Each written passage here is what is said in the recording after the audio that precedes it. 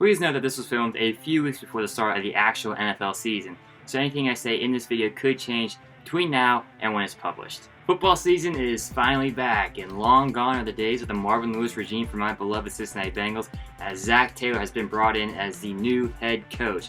So how will the team finish in their first season under Zac Taylor, and will he restore optimism for Houday Nation? Let's take a look. Let's start with the offense. At quarterback, nothing really has changed that much. Andy Dalton is still going to be the starting QB for the team, and while he won't be like the main reason that the Bengals lose, when surrounded by the right weapons, he can be a valuable asset and help lead this team to a victory. Running back Gio Bernard and Joe Mixon are making a return and should be a very dynamic duo for the Bengals in the NFL. Bernard is a very versatile running back. He can catch it out of the backfield, he can spin, he can juke, while Joe Mixon is probably the best all-around running back, or at least one of the best all-around running backs in the NFL. He led the AFC in rushing yards last season despite missing a couple games with an injury and running behind a horrible offensive line. Of the O-line, this was no doubt one of the team's biggest weaknesses in 2018. Michael Jordan was drafted out of Ohio State to help bolster the line, and hopefully Billy Price can return from injury and help boost the line as well. Fortunately, the team's biggest gain in the draft was Jonah Williams out of Alabama.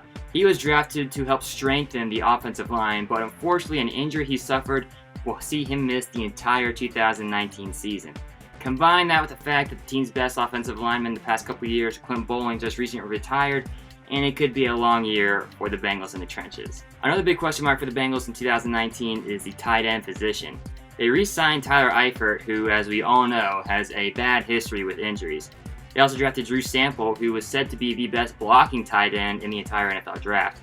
Based on the preseason, he should be a solid addition for the Bengals. CJ Uzomah is also making a return. He was pretty good last year as well. In my opinion, the wideout position in 2019 is going to be a very interesting position. AJ Green went down with an injury on the very first day of training camp and is expected to miss a few games to start the year. Tyler Boyd was re-signed and he had a big year last season. He stepped up his game massively, and the Bengals are going to do the same thing until AJ Green gets back from his injury. As for everybody else, it's anybody's guess. John Ross has a history of injuries and has yet to take the field for a full season, while Josh Malone and Cody Core have not really done anything eye-popping. Auden Tate was having a pretty good training camp and a very nice preseason until he got hurt against the Giants, and as of now, his injury status is unknown. Let's move away from the offensive side of the ball and focus on the defense. On the defensive line, we have the dynamic duo of Geno Atkins and Carlos Dunlap returning. They are two of the best pass rushers in the league.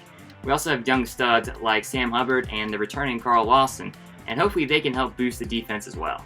Let's talk about the secondary. William Jackson III is making his return, and I am very happy about that. He has been the best cornerback for the Bengals the last couple of years. Gregor Patrick is also making his turn, and nobody's really happy about that one.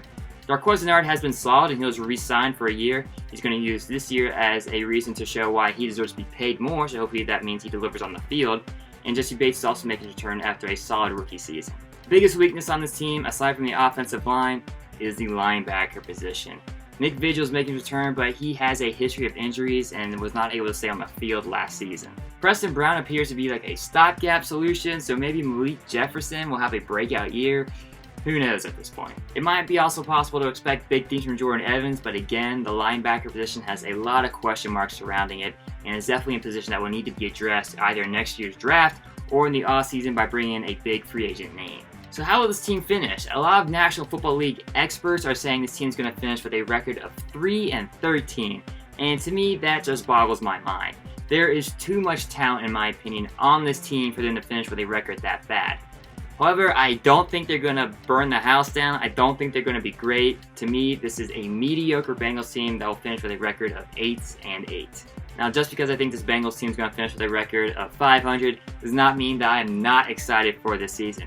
On the contrary, I am beyond stoked to see what Zac Taylor can bring to the table for the Cincinnati Bengals. For the first time since 2003, we have a new head coach. It's unbelievable. It's a breath of fresh air, and I cannot wait to see Zac Taylor's first steps leading the Bengals to a Super Bowl championship. Houday.